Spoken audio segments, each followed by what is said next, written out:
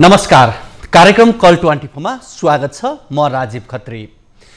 हात्ती मेरो साथी अब बालगीतमा मात्र सीमित हुँदैछ। हात्तीलाई साथीको रूपमा होइन शत्रुको रूपमा हेर्न थालिएपछि कतै डाइनोसर हुने त होइन। यति बेला विश्वभर यो चिन्ता सुरु भएको छ। तपाईलाई कसैले विस्थापित गर्ला कि भन्ने साह्रै ठुलो चिन्ता होला। तर ती अबोध हात्तीहरू न चिन्ता प्रकट गर्न सक्छन् न त हार गुहार्ने। अर्काको बास उठाउन मद्दत उद्दत मानिसहरू तीनै अबोध हात्तीहरूले बस्ती प्रवेश गर्दा चिन्तित हुन्छन्।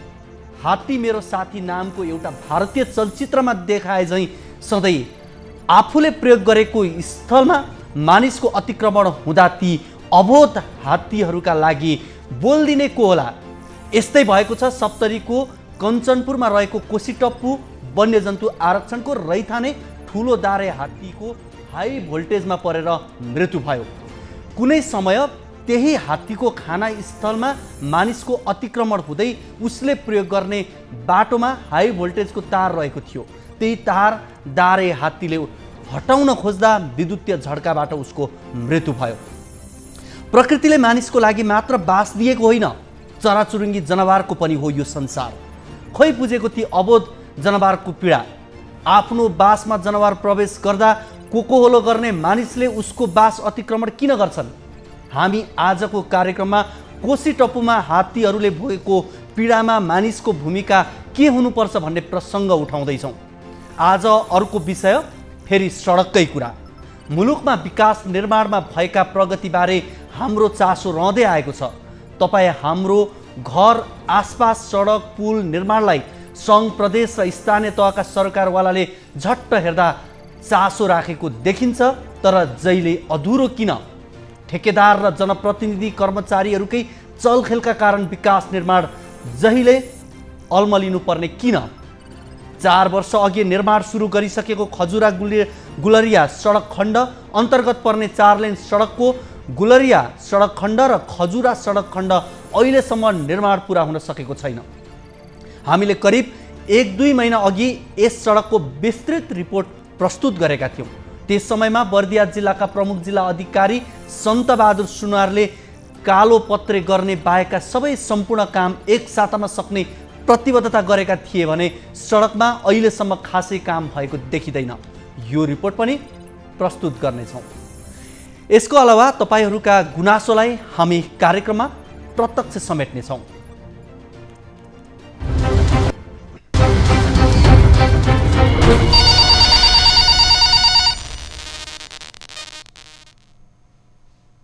हामीलाई सम्पर्क गर्नका लागि टोल फ्री नम्बर 1660 01 12 42 4। फेरि एकपटक नम्बर नोट गर्नुहोस्, 1660 01 1 24 24। एनसीएल नम्बर रहेको छ 98015 72 424 र भाइबर नम्बर रहेको छ 9884 011 037 मा कल गर्न सक्नुहुनेछ। अब हामी हात्तीको मृत्यु अर्थात् हात्तीलाई करेन्ट लगाएर मारिएको प्रसङ्गतर्फ लाग्छौँ।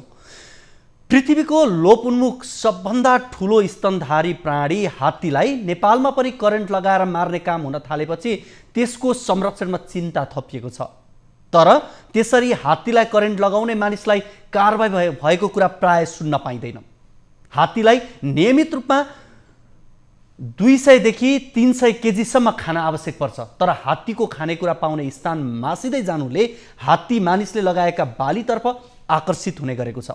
मान्छेले लगाएका बालीलाई हात्तीले नोक्सान गर्ने भएकाले मानिस हात्तीप्रति क्रुद्ध बन्दा हात्ती नै लोप हुने अवस्थामा पुगेको हो कि भन्ने अवस्था भएको छ।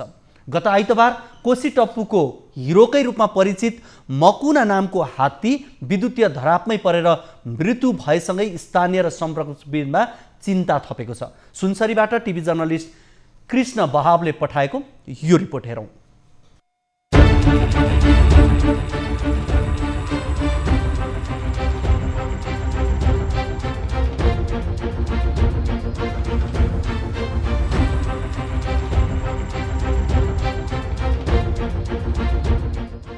गत मङ्सिर 7 गते सप्तरीको कञ्चनपुरमा कोसीटप्पु वन्यजन्तु आरक्षको रैथाने ठुलो दारे हात्तीको हाई भोल्टेजमा परेर मृत्यु भयो।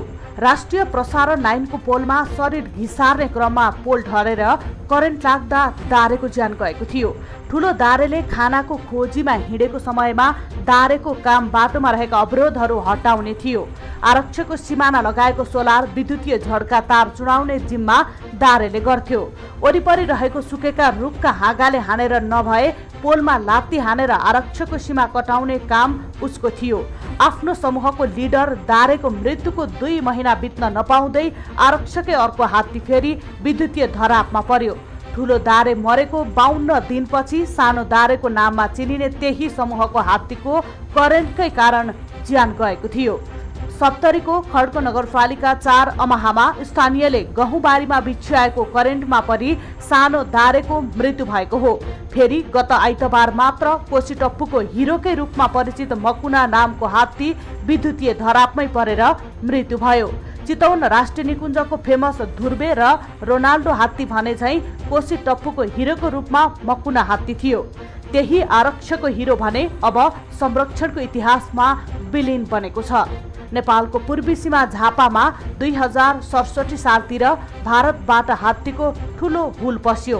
केही दिनको आतंकपछि केही हात्ती फर्किए, तर त्यही मध्येका 13वटा हात्ती भने घुम्दै डुल्दै कोसीटप्पू आइपुगे। त्यही 13 हात्ती मध्येको अन्तिम हात्ती हो आइतबार मरेको मकुना।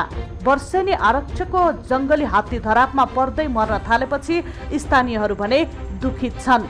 रातको समयमा आरक्षबाट बाहिर निस्किँदा नियमित गस्ती गर्नेहरू अहिले मकुना मर्दा निराश छन्। मकुनाले नै पटक पटक घर भत्काएर दुःख दिए पनि मकुना मरियो भन्ने खबरले स्थानीय स्तब्ध छन्। त्यही हात्तीले गर्दाखेरि कतिपय चोरहरू पनि त्यति लागेको थिएन, हो कि न? अब त्यो हात्ती आउँथ्यो, त्यो हात्तीले गर्दाखेरि रोजगार पनि पाइएको थियो। यसो अब जस्तै अब हात्ती आउनु थालेपछि यहाँ धेरै सुरक्षित पनि भएको थियो, वन जङ्गलहरू पनि त्यो पनि थियो। तर उसलाई चाहिँ अब तर्साउने मात्रै भनेको अलग कुरो, त्यसरी हात्ती नै मार्नुपर्छ भन्ने चाहिँ त्यो चाहिँ एकदम गलत कुरो हो कि। सरकारको कमजोरी हो, सरकारले सुरक्षामा राख्नुपर्ने।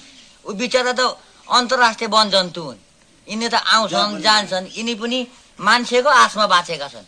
मान्छेले केही लगाउँछन् कि हामी केही खान पाउँछौँ कि भनेर उनीहरू पनि आशले आउँछन्। कहाँ आसामदेखि आउँछन्, कहाँ इन्डिया पुग्छन्, इन्डियाबाट फर्केर पनि यहीँ आउँछन्। हामीलाई कति रमाइलो पनि भइरहेको थियो, राम्रो पनि भएको थियो, यिनी आउँदाखेरि स्वास्थ्य पनि भइरहेका थियौँ, होइन त? तर यो मार्न चाहिँ साह्रै नराम्रो गल्ती, मलाई चाहिँ राम्रो लागेन। 2020 को दशक सालमा आरक्ष घोषणा हुनु अघिसम्म पाटे बाघ पाइने कोसीटप्पूमा अहिले बाघ छैन। प्रतिवेदनहरूले समेत कोसी आसपासको क्षेत्रमा पाटे बाघ थियो भन्ने विषय प्रमाणित गरेका छन्। त्यही बाघ पाइन्थ्यो भन्ने विषय इतिहास बनेको यो क्षेत्रमा अब हात्ती पनि इतिहास बन्ने हो कि भन्ने डर स्थानीयमा छ। मेरो हजुरआमाले भन्ने गर्नुहुन्थ्यो कि 2018 सालसम्ममा यही हाम्रो प्रकाशपुर कोसीटप्पू वन आरक्षको आसपासको क्षेत्रमा बाघहरू प्रशस्त रूपमा पाइने गरिदिन्थ्यो, जुन चाहिँ अहिले हजुरआमाले सुनाउँदाखेरि चाहिँ हामीलाई दन्ते कथा जस्तो लाग्छ। त्यस्तै कोसीटप्पू वन आरक्षमा हात्ती पाइन्थ्यो भन्ने कुरा चाहिँ भावी पुस्ताले पनि हामीले पछि यस्तै गरी हात्ती मर्दै जाने हो भने पछि भावी पुस्तालाई पनि हाम्रो कहानी सुनेर दन्ते कथा जस्तो लाग्न सक्नेछ। हात्ती मर्न थालेको डरसँगै स्थानीयहरूमा संरक्षणमा राज्यको प्रभावकारी पहल नभएको विषयमा समेत स्थानीयको आक्रोश छ। आरक्षको 500 मिटरकै छेउमा मकुना मरेकोमा आरक्ष पूर्ण जिम्मेवार हुनुपर्ने धारणा स्थानीयहरूको छ। आरक्षको घेराबेरा पनि व्यवस्थित नभएको कारणले पनि अब जङ्गली जनावरहरू बाहिर निस्किन्छन्, विभिन्न थरी खेती खान्छन्। अब खेतीमा कतिपय विष प्रयोग गरेको हुन्छ, नयाँ थरीको किसिम हुन्छ। अब त्यसमा सुरक्षित तरिकाको घेराबेरा भए जङ्गल पनि जनावरहरू पनि सुरक्षित हुन्थ्यो र बाली नाली स्थानीयको बाली नालीहरू पनि सुरक्षित हुन्थ्यो। तर अब त्यो पनि छैन, उचित घेराबेरा पनि छैन। त्यस कारणले अब जङ्गली जनावर बाहिर निस्किन्छन्। गभर्मेन्टहरूले अब आरक्षले अलिकति राहत दिन्छ, राहत अनुसार त्यो राहत पनि हामीहरूलाई साँच्चै भन्ने भने कम हुन्छ। राहत अब राहत दिन्छन्, त्यो राहत कम हुन्छ, किनभने राहत अब राहतले मात्रै त चल्दैन नि गुजारा। मान्छेको बिगाउँ खाइदिन्छ, खाएपछि अब त्यो राहतले त भएन, राहतले त हुँदैन हामीलाई। तर त्यस कारणले गर्दाखेरि मैले चाहिँ देखेको सबैभन्दा एकदम घेराबेरामा चाहिँ उचित हुनु पर्यो। आरक्षकको उचित घेराबार गरेको भए हात्ती बाहिर निस्किएर मर्नुपर्ने थिएन भन्ने धारणा स्थानीयको छ। बाली क्षतिको क्षतिपूर्ति समेत राज्यले दिन अनेक दुःख दिने गरेको गुनासो उनीहरूको छ। कुनै बेला पाटे बाघ पाइने कोसीटप्पु बनेन्द्वा आसपासको क्षेत्रमा अहिले पाटे बाघ छैन। हात्तीको अवस्था पनि यसै किसिमले दैनानुदिन मृत्यु हुने हो भने हात्ती पनि कुनै दिन यो क्षेत्रको लागि इतिहासमा थियो अरे भन्ने नहोला भन्न सकिन्न। त्यसैले बेलैमा यसपल्ट प्रशासन तथा आरक्षीले ध्यान दिन जरुरी छ। हात्ती आज हामी मानिसको भन्दा पनि हात्तीको कुरा गर्दैछौँ। कार्यक्रमको सुरुवातमा हात्तीलाई हिन्दू धर्म संस्कार अनुसार एउटा महत्त्वपूर्ण जनावरको रूपमा लिइन्छ भने हात्ती साथी भनेर चित्रित गर्दै गर्दा बाल्यकालदेखि बालबालिकाको मन मस्तिष्कमा हात्ती एउटा साथीको रूपमा रहँदै आएको छ। यस्ता कतिपय चलचित्रहरू पनि बनेका छन् जसले गर्दा हात्ती एउटा प्रिय जनावर लाग्छ। तर आज हात्तीलाई शत्रुताको व्यवहार गर्दा हात्ती संसारबाट लोप हुने अवस्थामा पुग्दै गरेको छ। नेपालमा हात्तीको बसोबासका लागि उपयुक्त स्थल बन्दै गर्दा पछिल्लो समय मानवीय अतिक्रमणका कारण हात्तीहरूले आफ्नो खाना जुह गर्दै गर्दा मानव बस्तीमा प्रवेश गरेको न्युमा करेन्ट लगाएर मारिदा आज हात्तीको वासस्थान मासिँदै गएको त एकातर्फ छँदैछ भने हात्ती नै मासिने अवस्थामा पुगेको छ। हामी यस विषयमा थप जानकारी लिनका लागि यति बेला कुराकानी गर्न गइरहेका छौँ। सुनसरीबाट हामीसँग टिभी जर्नलिस्ट कृष्ण बाब यति बेला जोडिनु भएको छ। उहाँसँग हामी कुराकानी गर्छौँ। कृष्ण, विशेष गरी हामीले यो आज हात्तीको विषय उठायौँ र सुनसरीमा केही समय यता हेर्ने हो भने करेन्ट लगाएर हात्ती मार्ने गरिएको देखिएको छ। यस विषयमा अलिकति थप जानकारी गराइदिनुहोस् न। धन्यवाद सर। सुनसरी भन्दा पनि कोसीटप्पु बनेन्द्वा आसपासका क्षेत्रमा चाहिँ निरन्तर हात्तीलाई चाहिँ विगत वर्षहरू चाहिँ यो विद्युतीय धरापमा पारेर मार्ने क्रम बढ्दो। रिसेन्टली घटना यो मकुनाकै हेर्ने हो भने 2067 को आसपासमा भारतको असम हुँदै झापाको बाहुनबागी क्षेत्रमा जुन हात्तीको एउटा जैविक मार्ग छ त्यो जैविक मार्गको हुँदै चुरे क्षेत्र भएर चाहिँ कोसीटप्पुमा जम्मा यो मकुनासँग 13वटा हात्ती आएका थिए। तर ती 13वटा हात्तीमा अन्तिममा मर्ने चाहिँ अस्तिको मकुना थियो। 12वटा उसले मकुनाले चाहिँ साथी आफ्नो गुमाइसकेको थियो। भनेपछि यहीँबाट देखिन्छ कि अब त्यो 67मा आएर यहाँ कोसीटप्पुमा बसेका रैथाने हात्तीहरू अब कोसीटप्पुमा छैन। अब त्यसरी नै आसामबाट डुल्दै घुम्दै आएका रैथाने भएर बसिहाले भने पनि मात्रै अब यो हाम्रो आरक्षी आसपासको क्षेत्रमा हात्ती पाइन्छ। नत्र अब यसरी फिरन्ते हात्तीको रूपमा अहिले 4-5वटा हात्ती स्थानीयहरूले अहिले बेला बेला देखिरहेका छन्। तर जुन किसिमले एउटा कुनै समय चाहिँ हात्ती जङ्गली हात्ती हेर्न आउने पर्यटकहरू चाहिँ अब कोसीटप्पुमा आउन सक्ने देखिँदैन। अब हात्ती मर्ने कजको एउटा कारणको विषय चाहिँ अब के भयो भने यो कोसीटप्पु वन्यजन्तु आरक्ष 175 वर्ग किलोमिटरमा फैलिएको छ। एकदमै नेपालको एउटा मात्रै आरक्षको रूपमा छ यो, अनि सबैभन्दा सानो आरक्ष पनि थियो कुनै बेला। भनेपछि 175 वर्ग किलोमिटरमा पनि कोसीटप्पु भएकोले, तपुन नामै कोसीटप्पु भएकोले गर्दा कोसी नदीले बनाएको बालुवाको टापुमा आरक्ष बनेको। आरक्ष आफैमा एउटा सानो आरक्ष छ। अनि के हुन्छ भने आरक्षमा उचित खानपानको व्यवस्था छैन। खानपानको व्यवस्था भन्नाले जङ्गली हात्तीलाई लगेर दिने त होइन, तर जैविक रूपमा उम्रेका चिजहरू पनि आरक्षमा चाहिँ हजारौँको सङ्ख्यामा चाहिँ त्यहाँ स्थानीयहरूको गाई बस्तुहरू चरीचरण गरेको देखिन्छ। र हात्तीको चरीचरण क्षेत्र नै छैन। अनि त्यो हात्ती चाहिँ चरीचरण क्षेत्र नभइसकेपछि चाहिँ अब हाम्रो मध्यवर्ती क्षेत्र भन्छ यो कोसीटप्पु वन्यजन्तु आरक्षको एउटा कोर एरिया, जुन आरक्षको जङ्गल एरियाबाट प्रभावित हुने एरियालाई चाहिँ 2061 सालमा नेपाल सरकारले मध्यवर्ती क्षेत्र घोषणा गर्यो। अनि 61 सालपछिको त्यो मध्यवर्ती क्षेत्र 77 वर्ग किलोमिटरमा भएको छ, जुन चाहिँ बस्ती हो ठुलो। अब आरक्षमा चाहिँ खानपानको किन बस्तीतिर चाहिँ अब हात्ती मोडिन थाल्यो। बस्तीमा लगाएका धान, बस्तीमा लागेका गहुँ, बस्तीमा लागेको मकै, अब मलिलो क्षेत्र भएकोले गर्दा उत्पादन राम्रो छ। अब के छ भने स्थानीयहरूको उत्पादन एकदम कम छ। 6 देखि 10 कट्ठासम्मको खेत छ, कसैको तपाईँको हदिया गरेर खेत खाइरहेछन्। अनि हात्ती पुगेको अब तपाईँको खेतमा छिर्न थालेपछि स्थानीयहरूले विरोधीय धराप प्राय जस्तो हाल्यो। अब यसमा चाहिँ आरक्षी प्रशासन र सरकारको चाहिँ खास दोष चाहिँ के देखिन्छ भने सवालमा संरक्षणलाई जबसम्म प्रशासनले जोड्न सकेन तबसम्म चाहिँ यो हात्तीहरू चाहिँ निरन्तर मारिने हुन् कि भन्ने एउटा अवस्था छ। म आफै स्वयं चाहिँ त्यही क्षेत्रको बासिन्दा पनि भएको कारण मकुनासँगको 2-3वटा मुठभेडमा म पनि परिरहेको छु। तर पनि जति मकुना मर्यो भन्दा मलाई पीडा भएको छ, मेरो बाली खाइरा त्यति मलाई पीडा भएको थिएन। अब यसमा चाहिँ राज्यले अलिकति पहल गर्नु हो कि भन्ने चाहिँ कृष्ण यहाँले जसरी अहिले यो कोशी टप्पूको सन्दर्भमा कुराकानी गर्दै गर्दा 1 नम्बर प्रदेशकै झापा लगायत बाहुनडाँगी हडिया बुधबारे लगायतका क्षेत्रहरूमा पनि हात्ती बढी त्यो प्रभावित क्षेत्र मानिन्छ र त्यहाँ पनि वर्षेनी जसो करेन्ट लागेर हात्तीको मृत्यु हुने गरेका समाचारहरू प्राप्त भइरहेका हुन्छन्। यो करेन्ट लगाउने प्रचलन जसरी सुरु भयो हात्तीबाट स्थानीयले बाली नाली त बचाए होलान्, तर मानवीय क्षति पनि त्यति नै मात्रामा भइरहेको छ। करेन्ट लागेर भने हात्तीको पनि मृत्यु भइरहेको छ। यसको विकल्पको रूपमा अन्य विकल्पहरू थिएनन्? यस विषयमा सरकारवालाहरूले बेला बेला चर्चा परिचर्चा गरिएको छ कि छैन, के छ? यस्तो के छ भने यो हात्तीले मान्छे मार्ने र मान्छेले हात्ती मार्ने विषय चाहिँ यो जङ्गली जनावर र मान्छेको सम्बन्ध मात्रै अहिले देखिएको छ। यस बिचमा चाहिँ राज्य आएर यसलाई के अरे तपाईँको यसलाई द्वन्द्व व्यवस्थापन गर्नुपर्ने जिम्मेवारी त हो। हामीसँग राष्ट्रिय नीति तथा संरक्षण विभागमा सहसचिवको नेतृत्वमा एउटा विभागै खडा छ होइन। तर त्यो चाहिँ के भइदियो भने यस्तो अवस्थामा चाहिँ तपाईँको झन् आरक्षी प्रशासनको कर्मचारीहरू प्रशासनले चाहिँ स्थानीयसँग चाहिँ तपाईँको यो विषयमा छलफलै गर्न चाहेन। आक्रोश देख्छ के देख्छ अनि उनीहरू चाहिँ जब स्थानीयसँग चाहिँ अलिक टाढा टाढा हुन खोज्छ भनेपछि अब स्थानीयसँग नलागिकन यो संरक्षण हुँदैन भनेपछि त राज्यले यो विषयमा चाहिँ स्थानीयलाई अलिकति जागरुक गराउनु पर्ने हो। त्यो किसिमको चाहिँ अहिले तपाईँको कोशी टप्पू आसपासको क्षेत्रमा चाहिँ मैले जानकारी पाएसम्म त्यस्तो कार्यक्रम छैन।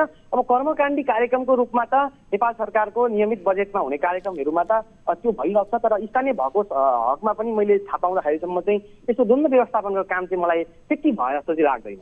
धन्यवाद कृष्ण यो जानकारीका लागि। धन्यवाद। उहाँ हुनुहुन्थ्यो सुनसरीबाट टिभी जर्नलिस्ट कृष्ण बहाब हुनुहुन्थ्यो र हामी आज विशेष गरी कोशी टप्पू क्षेत्रमा करेन्ट लागेर हात्तीको मृत्यु भएसँगै उब्जिएका विभिन्न प्रश्नका सन्दर्भमा रहेर कुराकानी गरिरहेका छौँ र यति बेला हामीले टिभी जर्नलिस्ट कृष्ण बहाबसँग कुराकानी गऱ्यौँ। पछिल्लो केही समय अगाडि भनौँ गत आइतबार एउटा दारे हात्तीको त्यहाँ मृत्यु भएसँगै यसले विभिन्न प्रश्नहरू उठाएको छ र यो माकुना हात्तीको मृत्यु यो पहिलो पटक होइन। यस अगाडि पनि अन्य हात्तीहरूको पनि करेन्ट लागेर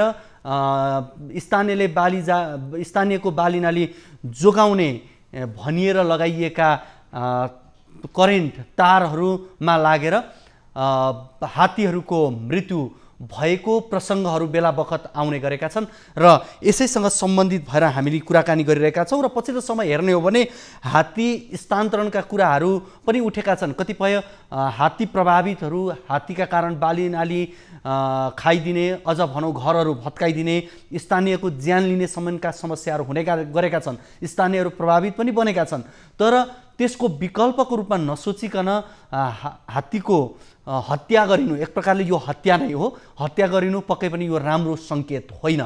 यसका विकल्पहरू हुन सक्थे होलान्, हात्ती स्थानान्तरणका कुराहरू पनि हुन सक्थे होलान्। यति बेला भने हामी स्थानीय संरक्षण संस्था कोशी पंक्षी समाजका उपाध्यक्ष माधव बरालसँग हामी कुराकानी गर्दैछौँ। माधवजी यहाँलाई स्वागत छ कार्यक्रम कल 24 मा। हजुर नमस्कार। हजुर यहाँहरूले विशेष गरी कोशी टप्पूमा हात्तीको धरापमा पारेर मारिएसँगै विज्ञप्ति निकालेर विरोध पनि गर्नु भएको थियो। कोशी टप्पूमा यस किसिमको बारम्बार करेन्ट लगाएर हात्तीहरूको मृत्यु हुँदै आएको छ, मारिँदै आएको छ। यसलाई यहाँहरूले कसरी लिनु भएको छ संरक्षण कर्मीको? कोशी टप्पू वन्यजन्तु आरक्षको म स्थानीयवासी र यहीँ हुर्के बढेको एकजना सचेत नागरिक पनि। कोशी टप्पू वन्यजन्तु आरक्षमा मैले थाहा पाउँदाखेरि हात्तीहरू पाउँदैन थियो। सानोमा आउँदाखेरि कहिलेकाहीँ आउने जाने मात्रै गर्थे, तर विगत 15-16 वर्षदेखि हात्तीहरूको झुन्ड आसामबाट नेपाल प्रवेश गरेदेखि कोशी टप्पू वन्यजन्तु आरक्षलाई आसपास मानेर यो क्षेत्रमा हात्तीहरू नफर्किकन यहीँ बसिरहेको थिए। तर मैले जानकारीमा पाएसम्म वर्षमा यो वर्षै लगभग 3वटा हात्ती मरे र विगतदेखि कोसीटप्पु वन्यजन्तु आरक्षको आसपास क्षेत्रमा 12 देखि 13वटा हात्तीको मृत्यु भइसकेको छ। जुन चाहिँ आसामबाट आएको त्यो झुण्ड थियो त्यो झुण्ड नि अब यो मकुना मरीसँगै सकिएको छ। यसरी नै हात्तीहरूको मृत्यु हुँदै जाने हो भने र हात्ती मात्रै होइन कोसीटप्पु वन्यजन्तु आरक्षमा अर्ना पनि यसरी नै के भन्छ थारा चढीचरण तीव्र रूपमा बढ्दै जाने हो भने उसको नस्ल पनि बिग्रेर जाने र अर्ना पनि सङ्कटमा पर्ने अवस्था नआउला भन्न सकिँदैन। अबको 5-10 वर्षभित्रमा अर्ना पनि मासिन्छ जस्तो लाग्छ मलाई, यही यसरी नै हुने हो भने। कोसीटप्पु वन्यजन्तु आरक्ष एकदम उपेक्षित भएको लाग्छ। कोसीटप्पु वन्यजन्तु आसपासको क्षेत्रमा यहाँ माछा जोन सञ्चालन छ, त्यो जोनमा विभिन्न जनावरहरूको सङ्ख्या पनि तीव्र रूपमा बढी आएको पनि छ। तर कोसीटप्पु वन्यजन्तु आरक्षकले निकालेको त्यो राहत निर्देशिका जुन छ, राहत निर्देशिकामा किसानलाई अलिकति विस्तृत रूपमा समेटेर राहत प्याकेजहरू अलिक राम्ररी ल्याएर संरक्षण र मानव र वन्यजन्तु बीचको द्वन्द्वलाई न्यूनीकरण गर्ने कार्यक्रमहरू पिटिकै भएको देखिँदैन। अहिले हालसालै कोसीटप्पु वन्यजन्तु आरक्षमा एनटिएनसीको कार्यालय पनि स्थापना भएको छ। तर एनटिएनसी कार्यालय स्थापना भएको, वार्डेन कार्यालय त्यहीँ भएको र आर्मी क्याम्पको गुल्मा समेत त्यहाँ भएको छेउमा हात्ती 500 मिटरमा मारिँदा र कोसीटप्पु वन्यजन्तु आरक्षका संरक्षण अधिकृत अशोक राम हात्तीमा पिएचडी गर्नुभएको मान्छे पनि हुनुहुन्छ। उहाँलाई हात्तीको बारेमा सबैभन्दा धेरै ज्ञाता मान्छे पनि हो।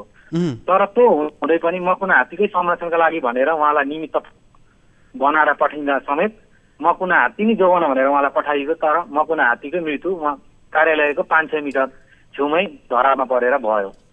यस्तो हुँदाखेरि हाम्रो कोसीपन्थी समाजले योभन्दा अगाडि प्रशासनले हात्ती मार्ने मकुना मार्ने तयारी गर्दा गर्दै पनि तीव्र रूपमा हामी संरक्षण कर्मीहरू लागेर त्यसको विरोध पनि गरेका छौँ। त्यति बेला पनि हामीले विज्ञप्ति निकालेका छौँ। यसो गरौँ माधवजी, यति बेला हामीसँग कोसीटप्पु वन्यजन्तु आरक्षण केन्द्रका प्रमुख अशोक राम पनि हामीसँग फोन सम्पर्कमा हुनुहुन्छ। उहाँसँग पनि हामी कुराकानी गर्छौँ र तपाईँहरू दुवैजनासँग हामी सँगसँगै यस विषयमा छलफल गर्नेछौँ। अशोक सर, यहाँलाई कार्यक्रममा स्वागत छ। के कार्यक्रम हो हजुर? यो न्युज 24 टेलिभिजनको कल 24 कार्यक्रम हो, यहाँलाई यस कार्यक्रममा स्वागत छ। हजुर, विशेष गरी आज हामीले कोसीटप्पु क्षेत्रमा करेन्ट लगाएर हात्ती मारिएको मरेको प्रसङ्गलाई यहाँ जोडिरहेका छौँ र केही समय अगाडि मकुना हात्तीको मृत्यु भएको छ। यहाँ आफै पनि हात्ती विज्ञको रूपमा हुनुहुन्छ, संरक्षणको जिम्मेवारी यहाँको पनि हो। यो पछिल्लो करेन्ट लगाएर हात्ती मरेको प्रसङ्ग जुन आएको छ, घटना बाहिर आएको छ, यो कसरी हुन गयो सर? यो त अब हात्ती यहीँ थियो, हात्ती सारमै थियो 10 बजेसम्म, अनि त्यसपछि यहाँ पोथी हात्तीमा लागिरहेको अवस्था थियो। अनि त्यो दिन दिउँसो पनि 2-3 पटक हात्ती सारमा आएको थियो। अब यसको पछाडि त मान्छे छँदै थियो, तर यो हात्ती चाहिँ 1 बजेपछि पटेर गाडीतिर लाग्यो कि पटेर गाडीतिर लाग्यो। अब चर्ने त भइ नै हाल्छ। अब चर्न गएपछि अब केही 1 बजेपछि चाहिँ हात्ती देख्न छोड्यो। अरू बेला पनि हुन्थ्यो त्यस्तो होइन, पछि गयो नि। अब राति भएपछि कति बेला चाहिँ देखिन्थेन हात्ती। फेरि हात्ती तपाईँको नबोलिकन नि बस्न सक्छ नि त, त्यस्तो पनि हुन्छ, थाहा हुँदैन हिँडेको। अनि त्यो दिन 1 बजेपछि त्यस्तै भयो। त्यसपछि एक्कासी चाहिँ केटाहरू चाहिँ बाँधतिर गयो, जङ्गलतिर गयो कि भनेर जङ्गलतिर पनि देखिएन। अनि त्यही रातभरि बाँधमै हिँड्ने ओर्ने, गाउँतिर पनि जाने। एउटा गाडी गाउँतिर थियो, एउटा बाँधतिर थियो। त्यो जुन घटनास्थल छ त्यो गाउँबाट पनि टाढा। अनि त्यसपछि हाइवेको एसएसबाट पनि के अरे हाम्रो यो बाँधको बाटो पनि टाढा भएको हिसाबले चाहिँ त्यहाँ पुग्न सकेन। त्यो हात्ती देखिएन, दुईतिरबाटै नदेखिने ठाउँमा पर्यो। अनि बिहान चाहिँ 5 बजे अब 5 बजेतिर 5-5:30 बजेतिर हात्ती चाहिँ यहाँ सुतिरहेको छ भने खबर आयो, केटाहरूले नै भने। त्यसपछि अब अरू बेला पनि बाहिर आएर सुत्थ्यो, जस्तो अब नमर पोखरीमा आएर सुत्ने, यहाँ चाहिँ कति ठाउँमा आएर सुत्ने। तर उज्यालो भएपछि हात्ती चाहिँ भित्र पठाउनु पर्ने, किन फेरि कजल्टी नहोस् भनेर हाम्रो केटाहरू गर्थ्यो, हामीले गर्ने गरेका थियौँ। तर त्यो दिन पनि त्यही भयो, सुतिरह होला भन्ने भयो। तर हात्ती चाहिँ अब थपाउनु खोज्दा हात्ती मरेको देख्यो होइन। अब नजिक जहाँ गएर हेर्दा तारै तार लगाएको रहेछ। त्यो धान खेतमा तार लागेको रहेछ, त्यसरी चाहिँ करेन्टमा परेर मरेको देखिन्छ। अब हामीसँग यति बेला सम्पर्कमा चाहिँ स्थानीय संरक्षण संस्था कोशी टप्पू पन्छी समाजका उपाध्यक्ष माधव बराल पनि हुनुहुन्छ। उहाँले अघि प्रसङ्गवश उहाँले भन्दै हुनुहुन्थ्यो, विशेष गरी तपाईँ आफै पनि हात्ती विज्ञको रूपमा हुनुहुन्छ र यही माकुना हात्तीलाई लक्षित गरेर त्यो संरक्षित होस् भन्ने अपेक्षा तपाईँसँग बढी पनि थियो, तर यसभन्दा अगाडि पनि अन्य हात्तीहरूको करेन्टको कारणले मृत्यु भयो। अहिले चाहिँ यहाँ कहाँनिर चुक्नु भयो जस्तो लाग्छ? विशेष गरी अब यहाँ प्रमुख भएको कारणले गर्दा पनि मैले यहाँ भनेर भनिरहेको छु है। चुक्ने कुरा त के हो भने अब हामीले पछि निगरानी गर्ने काम गरेकै छौँ होइन। मैले हजुरलाई भनिहालेँ 1 बजेपछि चाहिँ यो थाहा भएन कता गयो भनेर, अरू बेला पनि हराउँथ्यो। अब यो हात्तीको केस कस्तो हुन्छ भने सानो झारीमा पनि हराउन सक्छ। अहिले पनि यहाँ अर्को हात्ती आइसक्यो, त्यो हात्ती जहाँ मर्ने बित्तिकै यहाँ अर्को 6-7 वटा हात्ती यहाँ वाडी आइसक्यो। हामीले यहाँ हात्ती चराउन दिइरहेको छैन, अर्को हात्ती 6-7 वटा आइसक्यो। त्यसले गर्दाखेरि अब त्यहाँ त्यसरी चाहिँ भएको देखियो। अब चुक भन्ने कि भुल भन्ने त्यो चुक त भन्न मिलेन, किनभने हाम्रो कर्मचारी त लागेरै केही छ त, 9 महिनादेखि गरिरहेछ त काम।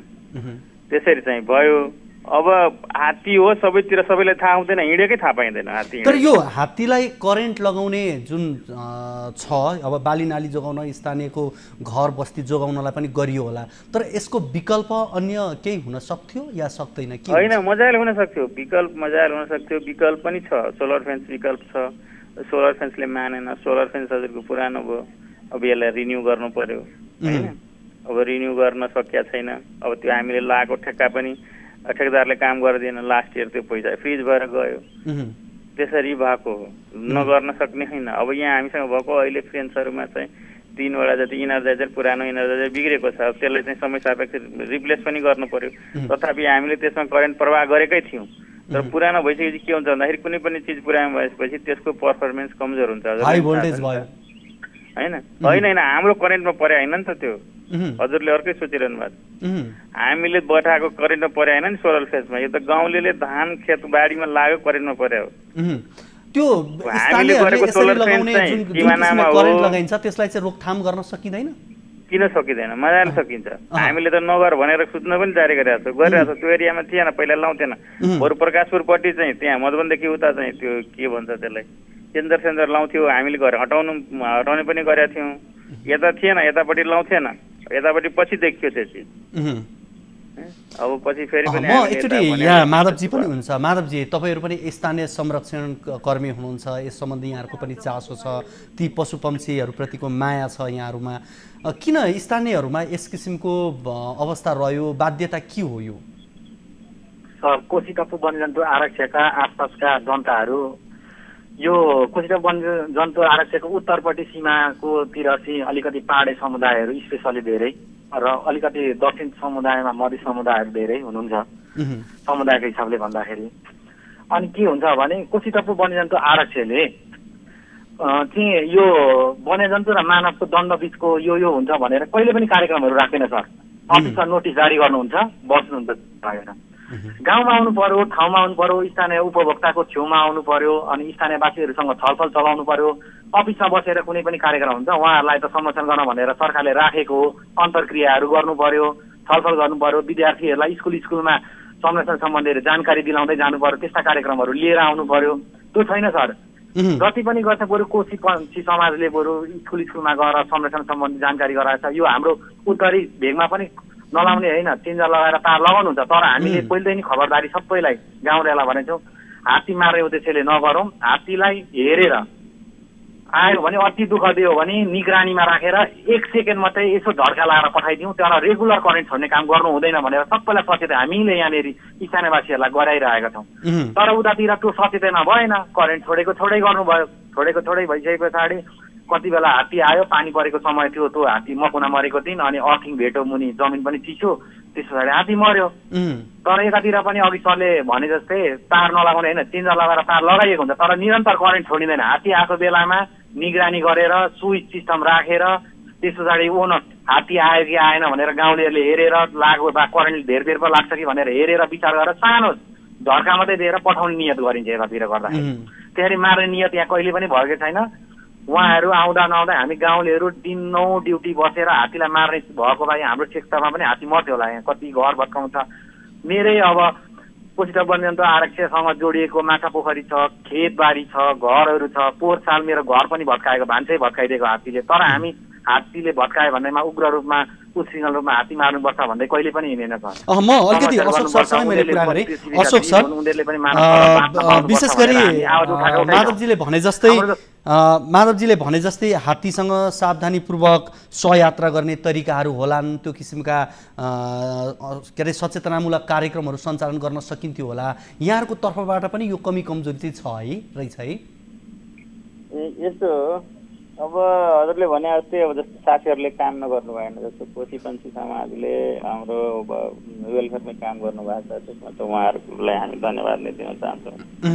धेरै जस्तो अब यो हात्ती संरक्षणको लागि गर्नुपर्छ भनेर सुरुदेखि नै मकनलाई सुरुमा पनि मार्नुपर्छ भन्ने निर्णय हुँदा उहाँहरू अगाडि नै आएर यसलाई कसरी बचाउनुपर्छ भन्ने हिसाबले लागिरहनु भएको हो।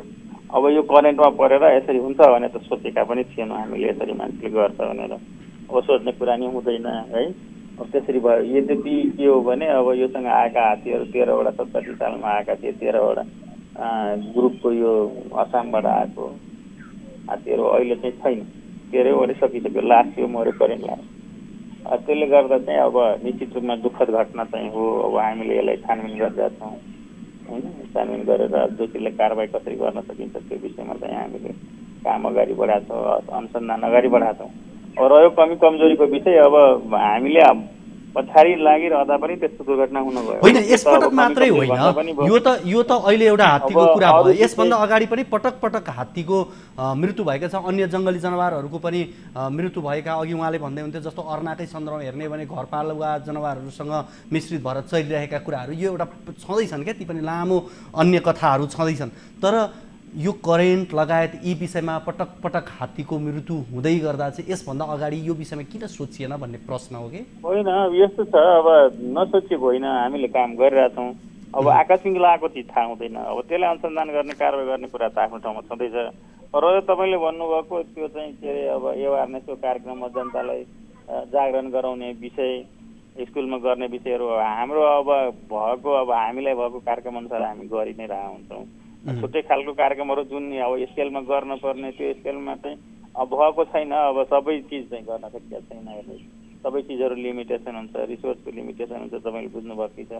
अब केही कुराहरू होला, अब रिसोर्सको कारणले हामी गर्न नसकेको। अहिले पनि हामीले राम्ररी अब सोलर फेन्स यहाँ अब जुन हिसाबले टेन्डर गरेको थियो, अब त्यो हिसाबको हाम्रो सोलर फेन्स भएको भए सायद हात्ती तिर्थेन होला। अब त्यो त हो नि, तर त्यो हामीले गर्न सकेनौँ। कति कुरा हाम्रो बसमा पनि हुँदैन नि, त्यो हिसाबले भए हो। अब यसलाई चाहिँ अब फेरि पनि आगामी दिनमा यो त अब के हो भने म कुनै लास्ट त होइन नि त। यहाँ त अझै पनि 12वटा हात्ती छन्। या यो त हात्ती आउने ठाउँै हो नि। हामीले अब दिगो रूपमा चाहिँ यहाँ यस क्षेत्रको अब हात्ती लगायत वन्यजन्तु अर्नै भयो या अन्य चरै सुरुङ्गी भयो, तिनीहरूकै संरक्षणको लागि भए पनि हामीले चाहिँ रेगुलर नियमित रूपमा चाहिँ कामकाज गरिरहनुपर्छ। यसमा चाहिँ कतै म तपाईँसँग एउटा प्रश्न चाहिँ नि अलिकति तपाईँ किनभने हात्तीसँग सम्बन्धित विज्ञको रूपमा पनि रहनुभएको कारणले मैले एउटा प्रश्न गरेँ। यो हात्तीले आक्रमण गर्ने भन्ने अवस्था मान्छेलाई कुन कुन अवस्थामा रहन्छ? आक्रमक कसरी हुन्छ हात्ती? एकदम राम्रो प्रश्न गर्नुभयो हजुरले। यसमा चाहिँ के हो भने दुई तिन कुरा हामीले सोच्नुपर्ने विषय के हो भने, एउटा चाहिँ हात्ती यदि तपाईँको मात लागेको अवस्था छ भने है, हात्ती यदि मात लागेको अवस्था छ भने त्यसले भनेको स्थानीयहरूले पारेको जाँड रक्सी खायो भने होइन सर, होइन टेस्टोरोलको मात्रा बढेको भए होइन हजुर, होइन। टेस्टोस्टेरोनको मात्रा कतिखेर बढ्छ भने हात्ती 2 पटक मस्तमा जान्छ, मात लाग्यो। त्यो भएर एक खालको चाहिँ आँखा नजिकबाट टेस्टोस्टेरोन हार्मोन यहाँबाट चाहिँ त्यस्तै खालको भनौँ न, त्यो हार्मोन चाहिँ आँखाको नजिकबाट दुईतिरबाट निक्लिन्छ। त्यो हार्मोन निक्लेपछि त्यो मुखमा गइसकेपछि त्यो चाहिँ बढी उत्तेजित हुन्छ होइन। अनि त्यति मात्रै हुन, त्यो बेलामा चाहिँ तपाईँको त्यो अति नै के अरे उत्तेजित भएर अनि त्यसको चाहिँ त्यो उसबाट पनि यौनाङ्गबाट पनि त्यो पानी बग्छ क्या होइन।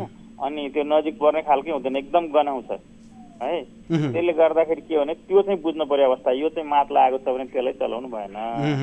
अर्को कुरा, दोस्रो कुरो के हो भने हात्ती यताबाट बाहिर निक्लिसकेपछि ढुङ्गा हान्ने गर्नु भएन भाला खुकुरीले हिर्काउने जस्ता भाला पनि हान्नु भने किन भन्दाखेरि उसले चितिमिति त्यो मान्छेले खेदी आक्रमण गर्दैन तर उसलाई इरिटेटिङ बनायो होइन त्यस्तो गर्यो भने चाहिँ त्यसले चाहिँ हात्तीको अगाडि त के भयो र तपाईँको 40 किलोमिटरको स्पिडमा मान्छे हिँड्नै सक्दैन भाग्नै सक्दैन नि एकछिन यसो पछ्याएपछि हामी चाहिँ 2 मिनटमै ढलिहाल्छौँ होइन त्यही भएर हात्तीले पछ्यायो भने त बाँच्ने चान्सै छैन हामीलाई कतिपटक यहाँ खेदेका छन् त्यो नि बुझ्नु पर्यो त्यसरी नजिक भएन हुनु अब ठिकै छ अब म एकचोटि मैले माधवजीलाई सोधेँ माधवजी विशेष गरी अब उहाँहरूले पनि आफ्नो तरिकाबाट हामीले प्रयास गरेका छौँ त्यसमा केही टेक्निकल कुराहरू छन् त्यो हाम्रो बसमा पनि छैनन् भनेर उहाँले भन्दै हुनुहुन्छ तपाईँको तर्फबाट हेर्दाखेरि सचेतनामूलक कार्यक्रमहरू हुनु पर्थ्यो हुन सकेनन् भन्ने एउटा प्रश्न यहाँले पनि उठाउनु भएको छ अब वन्यजन्तुको अस्तित्वलाई सम्मान गर्नु नै मानव वन्यजन्तुको द्वन्द्व न्यूनीकरणको मूल आधार हो यो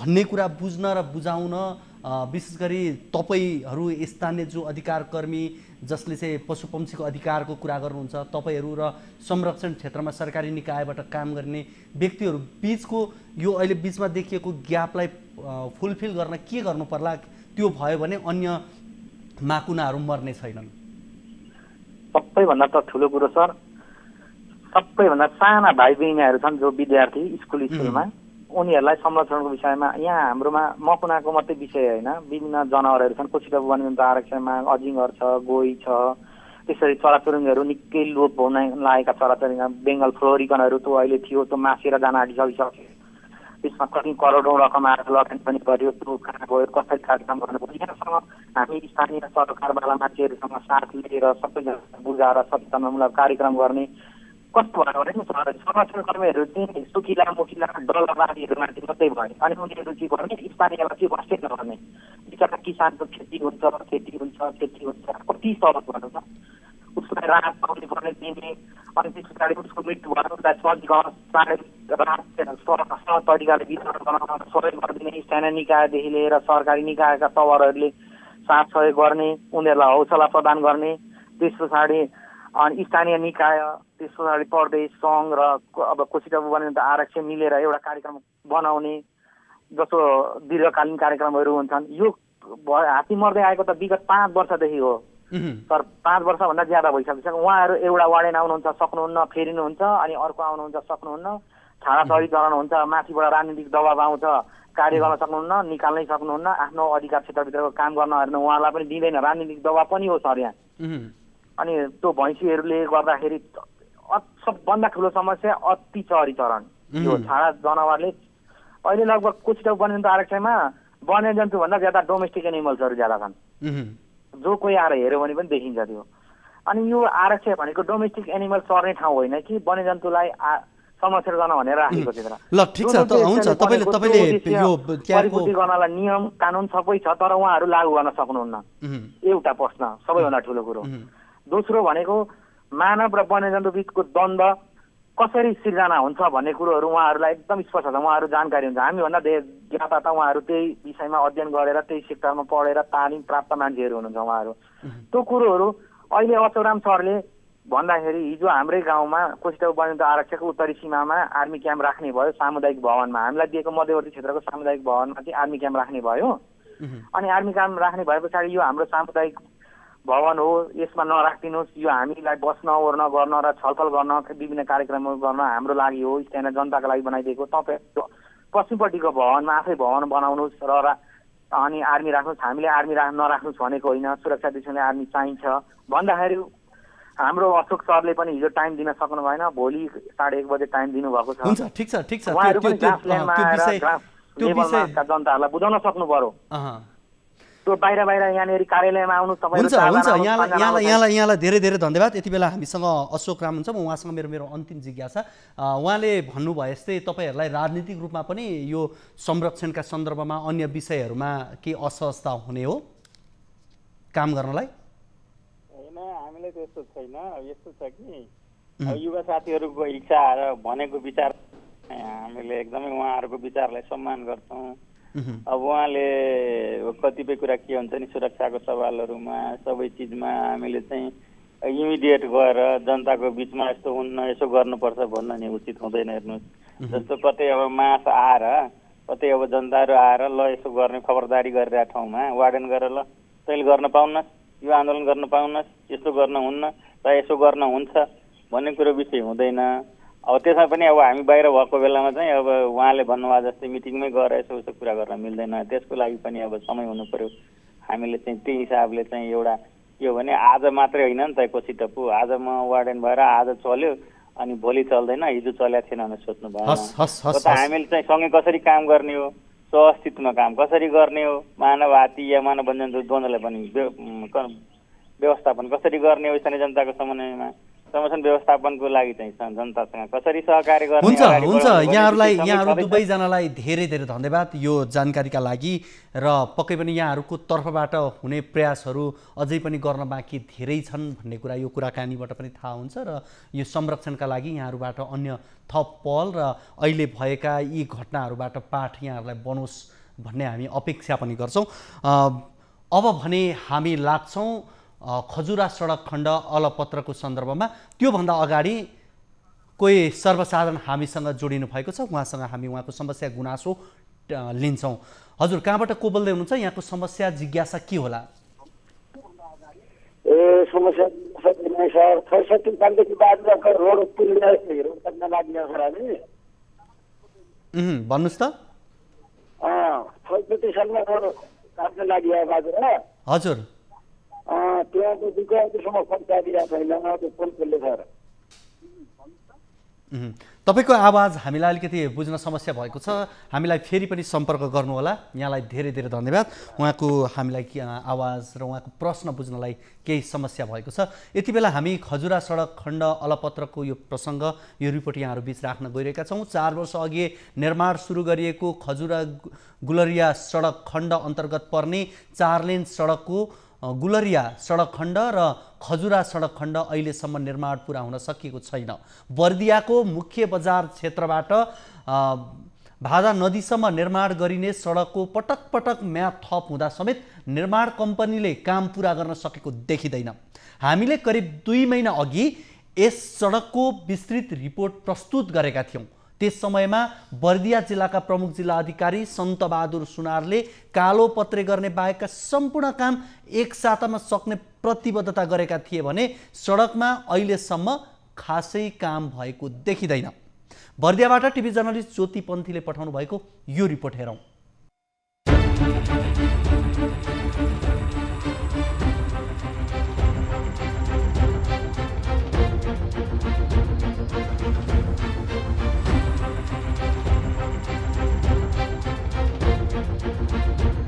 गुलरिया सडक खण्ड र खजुरा सडक खण्ड छेउछाउका स्थानीय यति बेला सडक निर्माण गर्न माग गर्दा गर्दा थाकिसकेका छन्। पटक पटक जिल्ला प्रशासन कार्यालय धाएर सडक निर्माण गर्न माग गरे पनि सम्बन्धित निकायलाई कुनै तातो लागेको छैन। सडकले गर्दा जनताले धेरै दुःख पाछन्। सडकको अवस्थाबारे त तपाईँहरूले सबैले हेरिराख्नु भएको छ। अस्ति सिडी साहबले पनि भन्नुभएको थियो कि 1 हप्ताभित्र यो काम सुचारू हुन्छ, तर काम चाहिँ सुचारू भएन। नालाको सबभन्दा समस्या नाला छ, नालाको ढक्कन छैन। यहाँ 3 जना मान्छे खसिसके तर कसैको पनि हेरेको छैनन्। के गर्ने होला? अब ठेकेदार साहबले पनि ध्यान दिएको छैनन्, सम्बन्धित निकायले पनि ध्यान दिएको छैन। 4 वर्ष अघि श्री गजुरमुखी निर्माण सेवाले गुलरिया बजार क्षेत्रमा 2200 मिटर र खजुरा बजार क्षेत्रमा 1800 मिटर सडक निर्माणका लागि 2074 चैत्र 29 गते सडक डिभिजन कार्यालय बाँकेसँग सम्झौता गरेको हो। 2077 चैत्र 30 गतेसम्म सम्पन्न हुनुपर्ने काम पटक पटक म्याद थप हुँदै आए पनि अहिलेसम्म 2 तर्फ खनिएको नालामा ढक्कन समेत नराखेका कारण दैनिक जसो दुर्घटना हुने गरेको छ।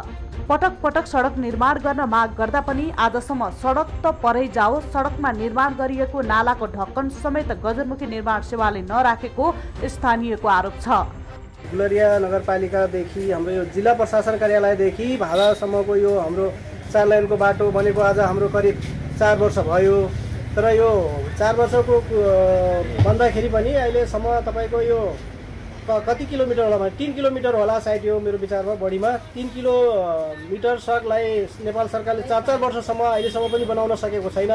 र एउटा कुरो के छ भने हाम्रो गुलरिया नगरपालिका र हाम्रो जिल्ला प्रशासन कार्यालय सिडिओ साहबहरूलाई हामीले पटक धेरै पटक गयौँ, एकचोटि होइन, 1 महिनामा 1 पटक गयो भने उहाँले भन्नुहुन्छ 10 दिनमा तपाईँको यो पिच तयार हुन्छ, तर 50औं पटक हामी करिब गइसक्यौँ।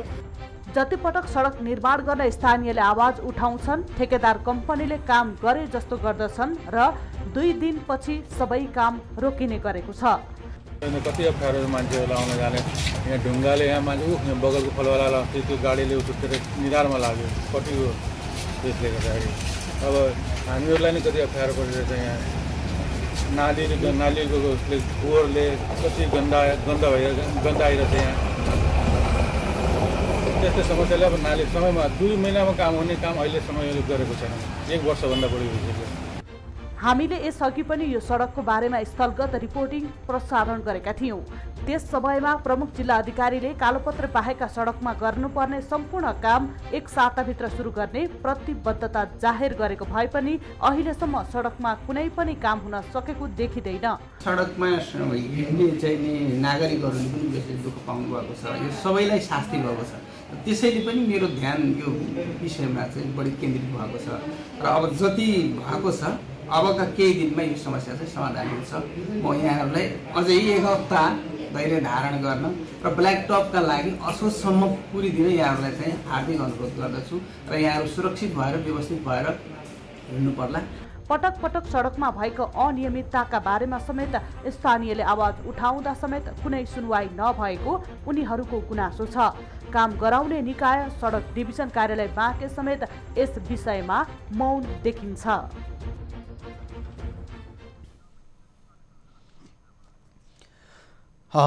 हामीले विशेष गरी यहाँहरूलाई यो खजुरा सडक खण्ड अलपत्र भएको सन्दर्भको यो रिपोर्ट यति बेला यहाँहरू बीच राख्यौँ।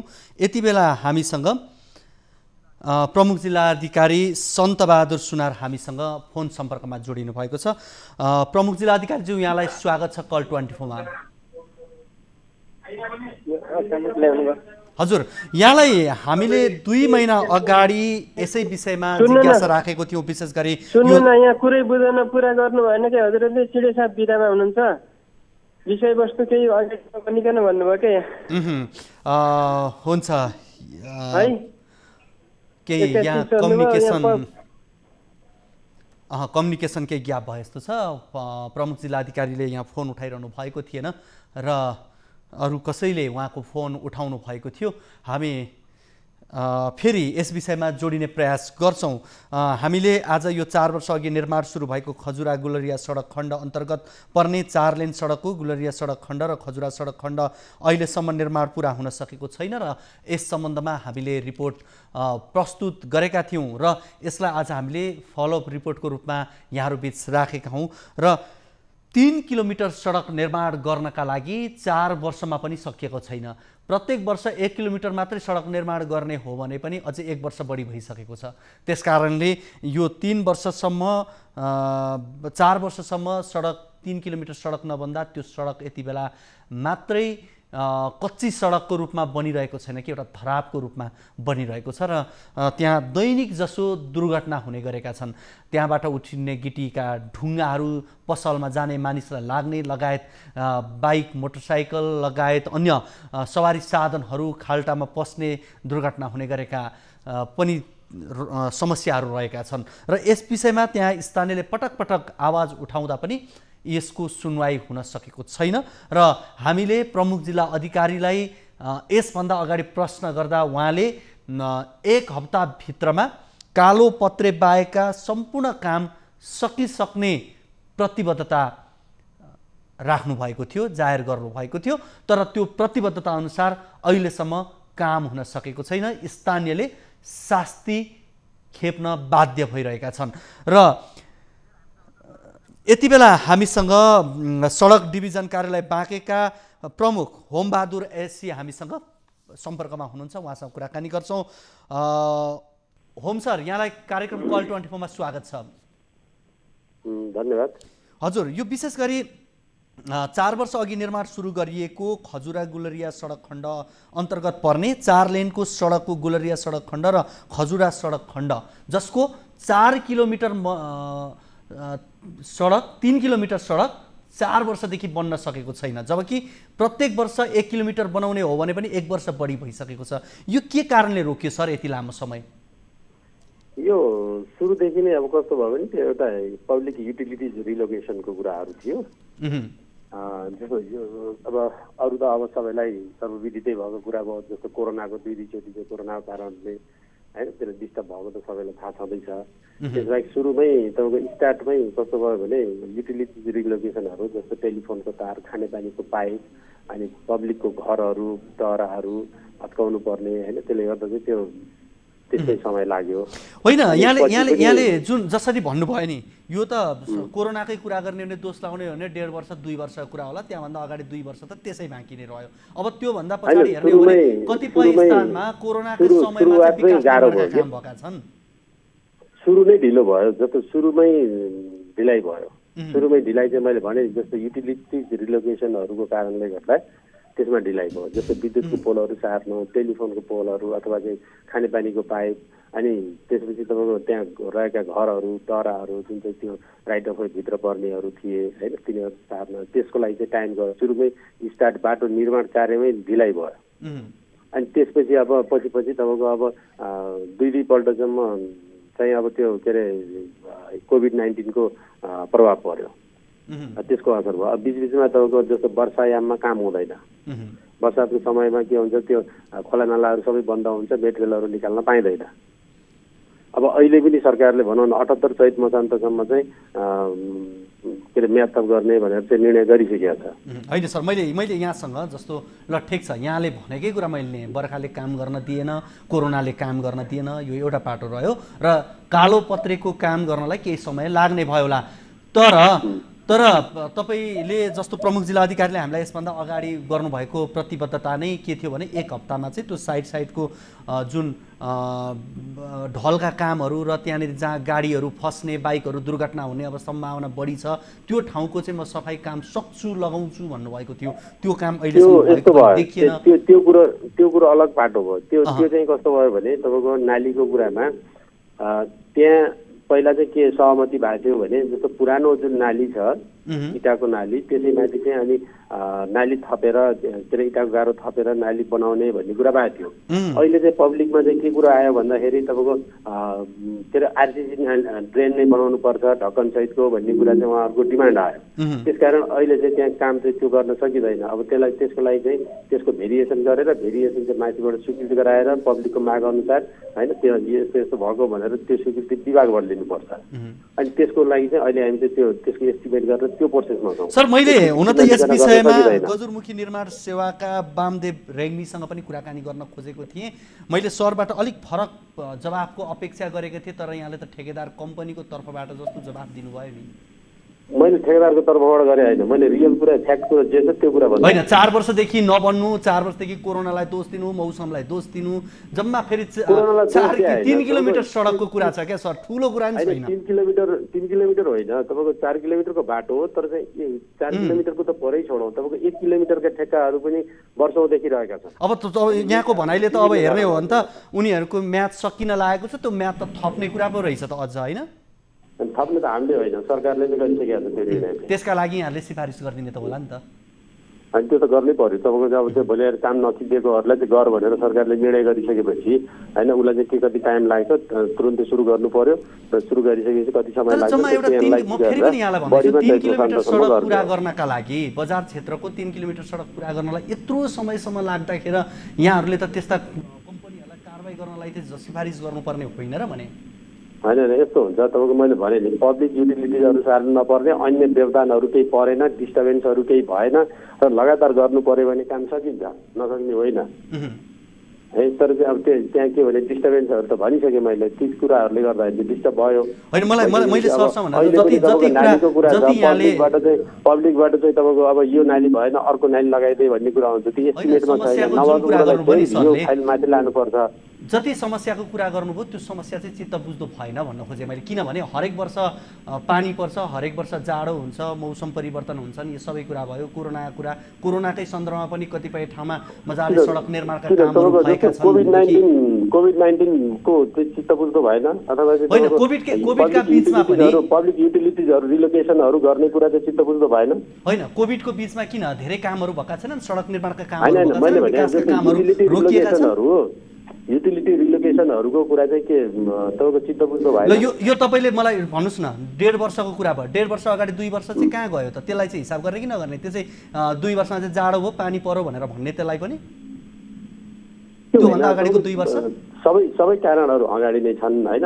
अब केही पार्टहरू चाहिँ केही कुराहरू चाहिँ कन्ट्र्याक्टरबाट चाहिँ अब मिस्टेक पनि भएको छ, नभएको होइन, अलिकति लापरवाही भएको छ। त्यसको लागि हामीले सुन्नु न, त्यसको लागि हामी चाहिँ पत्राचार गरेका छौँ, धेरैचोटि गरेका छौँ। अब अहिले नेपाल सरकारले नै, मन्त्री परिषदले नै निर्णय गरेर चैत मसान्तसम्म बढीमा त्यहाँसम्म चाहिँ कति काम बाँकी रहेको छ त्यसको एनालाइसिस गरेर म्याथ अप गर भनेपछि चाहिँ मैले यहाँलाई भन्न खोजेको जहाँ जहाँ लापरवाही हो, लापरवाही चाहिँ यहाँ भएको हो भन्ने कुराको अपेक्षा चाहिँ सरसँग गरेको हो क्या। जबकि होइन कि 4 वर्षको समयमा 2 वर्ष कोरोना, त्यसपछि 2 वर्ष चाहिँ जाडो गर्मी भयो भनेर जवाफ चाहिँ मैले यहाँसँग मैले भन्दा खोजेँ त्यहाँनिर होइन। मैले जस्तो त्यो कारणहरू छँदैछन्, त्यो कारणहरूले पनि हो होइन। केही पार्ट चाहिँ कन्ट्र्याक्टरबाट पनि लापरवाही भएको हो हैन। तर चाहिँ अब के भने अब मलाई एउटा कुरा भनिदिनुस् न, यो काम कहिलेसम्ममा सकिएला? अब यो 3 किलोमिटर सडक 4 वर्षमा बनिएन, अब कहिलेसम्ममा सकिएला ठ्याक्कै भनिदिनुस् त तपाईहरुको? अब यस्तो छ, ठ्याक्कै भन्दा यस्तो छ, तपाईँको जस्तो भियो चाहिँ मैले स्वीकृत गर्न मिल्दैन। भियो चाहिँ पनि त्यहाँबाट उठाएर त्यहाँबाट एस्टिमेट गरेर विभाग ल्याउनु पर्छ। विभागबाट भियो स्वीकृत भयो भने पब्लिकको माग अनुसारको अब अर्को एस्टिमेट गरेर फेरि अब त्यो नाली चेन्ज गर्नुपर्छ होइन। त्यसको लागि चाहिँ अब यदि स्वीकृत भएन भने के अरे हामीले जुन कुरा भनेको थियौँ पहिला त्यो अनुसार चाहिँ अब पुरानो जे थियो त्यो ब्रिक मेसनरीको नाली लगाउनु पर्छ। अनि त्यो लगाइयो भने अब भोलि पब्लिकबाट चाहिँ मान्ने हुने नहुने, पब्लिकबाट चाहिँ अहिले त्यो गर्न हुँदैन, त्यो चाहिँ हुँदैन, त्यो बरु भियो गरेर जसरी भयो नि अर्को गर्दै भन्ने कुरा आएको छ। त्यसले गर्दा त्यो त काम रोकिनु पर्यो। त्यो हामीले इँटा लगाउने भत्काउने भन्ने कुरा पनि हुँदैन होइन। त्यस कारण अलिकति त्यो भएको हुनाले केही त्यो सहज हुने बित्तिकै काम सुरु भइहाल्छ होइन। दसैँ पछाडि चाहिँ काम सुरु हुन्छ। तर मैले अझै पनि सरबाट ठ्याक्कै यो समयसम्म चाहिँ यति काम हुन्छ, कम्तीमा त्यो नाला बिचमा ढलको माथिबाट हाल्नुपर्ने छोप्नुपर्ने कुराहरू लगायतका कुराहरू त सक्ने कुरा त हुन सक्ला नि, जुन धराप बनेर गएको छ होइन। ढलको यस्तो हुन्छ, ढल नाली चाहिँ नबनाइकन नाली माथि चाहिँ ढक्कन राख्ने कुरा त हुँदैन है। नाली ढक्कन चाहिँ कास्टिङ गर्न सक्छ, तर चाहिँ के भने नाली निर्माण नभइकन माथि हाल्ने कुरा हुँदैन। नाली निर्माण गर्नलाई जस्तो कास्टिङ गर्नलाई, नाली निर्माण गर्नलाई पनि पहिला त भेरिएसन त स्वीकृत हुनु पर्यो, माथिबाट एस्टिमेट स्वीकृत हुनु पर्यो।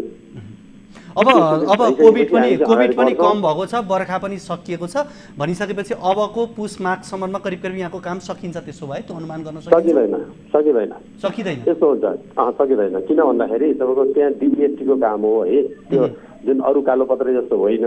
त्यो डिबिएसटीको काम गर्दाखेरि तपाईँको टेम्परेचर पुग्नुपर्छ, धेरै कुराहरू चाहिँ त्यहाँ फ्याक्टरहरू हुन्छ, ती फ्याक्टरहरूलाई ध्यान दिनुपर्ने हुन्छ। हस्, कुराकानीको लागि यहाँलाई धेरै धेरै धन्यवाद। हामीसँग हुनुहुन्थ्यो विशेष गरी यो खजुरा सडक खण्डको सन्दर्भमा रहेर कुराकानी गर्दै थियौँ। सडक डिभिजन कार्यालयका प्रमुख होमबहादुर एसी हुनुहुन्थ्यो, उहाँसँग हामीले कुराकानी गऱ्यौँ। प्रमुख जिल्ला अधिकारीले उहाँको फोन उठ्न सकेन। उहाँले 1 हप्ताभित्रमा त्यो अगाडिका ढलहरू र त्यहाँ खुल्ला भएका ठाउँहरूलाई छोप्ने काम पुरा हुन्छ भन्नुभएको थियो, तर आजसम्म पुरा हुन सकेन। र 3 किलोमिटर सडक, जम्मा 3 किलोमिटर सडक 4 वर्षदेखि बन्न सकेको छैन भनेदेखि यसका बहानाहरू विभिन्न किसिमका छन्। त्यो बहाना यहाँहरूले सुनिसक्नु भएको छ। अझै पनि यो विषय जाडो महिनासम्मको यो हिउँदा महिनामा बनिसक्छ त भन्ने प्रश्नमा उहाँहरू एकिन हुनुहुन्न, बन्न सक्ने अवस्था छैन भनेर भनिरहनु भएको छ। यस विषयमा थप फलोअप हामी पछि पनि गर्नेछौँ। यति बेला हामीसँग कोही सर्वसाधारण फोन सम्पर्कमा आएको मैले जानकारी पाएको थिएँ, तर यति बेला उहाँ हुनुहुन्न। कार्यक्रमको निर्धारित समय सकिसकेको छ। भोलिको कार्यक्रम हामी नयाँ अतिथि र नयाँ विषयसँग रहेर कुराकानी गर्न आउने नै छौँ। तबसम्मका लागि बिदा दिनुहोस्। हवस् त, नमस्ते।